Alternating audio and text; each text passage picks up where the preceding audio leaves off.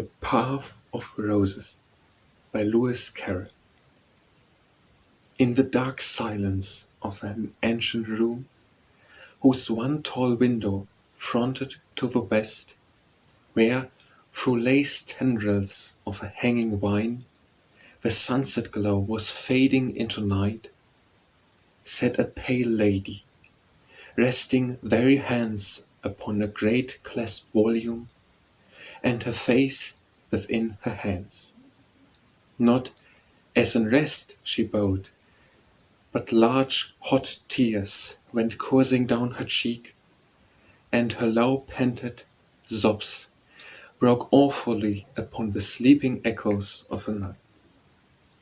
Soon she unclasped the volume once again, and read the words in tone of agony, as in self-torture, weeping as she read.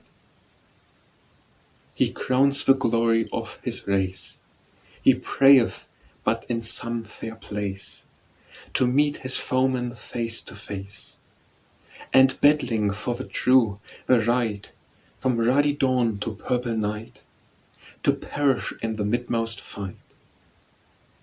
Where foes are fierce and weapons strong, where roars the battle loud and long, where blood is dropping in the throng. Still, with a dim and glazing eye, to watch the tide of victory, to hear in death the battle cry. Then, gathered grandly to his grave, to rest among the true and brave, in holy ground where yew trees wave, where, from church windows carven fair, float out again the evening air, the note of praise, the voice of prayer. Where no vain marble mockery insults with loud and boastful lie the simple soldier's memory. Where sometimes little children go and read, in whispered accents slow, the name of him who sleeps below. Her voice died out, like one in dreams she said, "Alas," she sighed, "for what can woman do? Her life is aimless and her death unknown. Hemmed in by social forms, she pines in vain. Man has his work, but what can woman do?" And answer came there from the creeping gloom that settled into night. "Peace, for thy lot is other than a man's. His is a path of thorns, he beats them down, he faces death, he wrestles with despair. Thine is of roses, to adorn and cheer his barren lot and hide the thorns in flowers." She spake again, in bitter tone she spake. I, as a toy, the puppet of an hour, or a fair posy, newly plucked at morn, but flung aside and withered o'er the night. And answer came there from the creeping gloom that blackened into night. So shalt thou be the lamp to light his path, what time the shades of sorrow close around. And so it seemed to her an awful light pierced slowly through the darkness, orbed, and grew until all passed away. The ancient room, the sunlight dying through the chelseate vine, the one tall window, all had passed away, and she was standing on the mighty hills. Beneath, around, and far as eye could see, squadron on squadron, stretched opposing hosts, ranked as for battle, mute and motionless.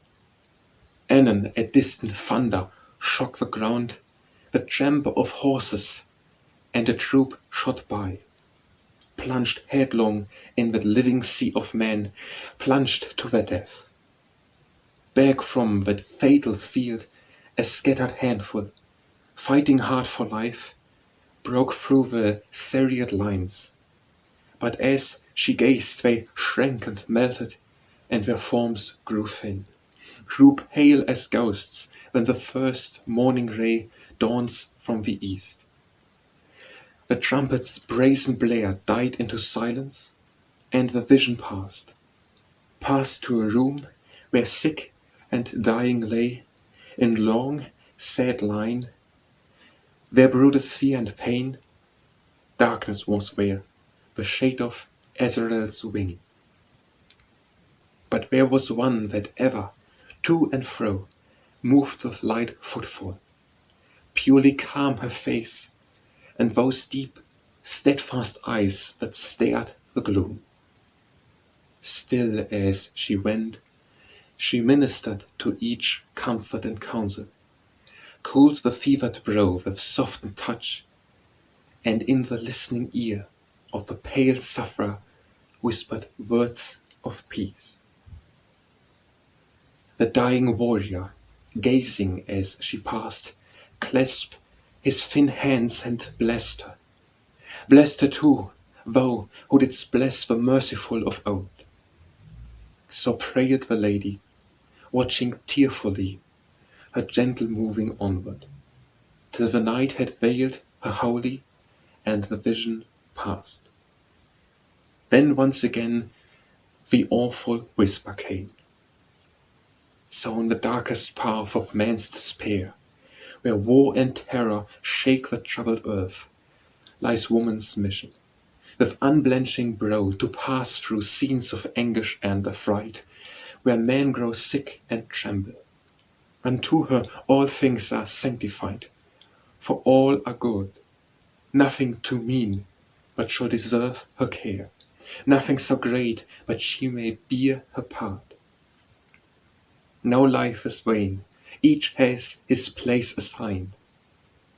Do thou thy task, and leave the rest to heaven. And there was silence, but the lady made no answer, save one deeply breathed Amen. And she rose, and in the darkened room stood lonely as a spirit of a night, stood calm and fearless in the gathered night, and raised her eyes to heaven. There were tears upon her face, but in her heart was peace, peace that the world nor gives nor takes away.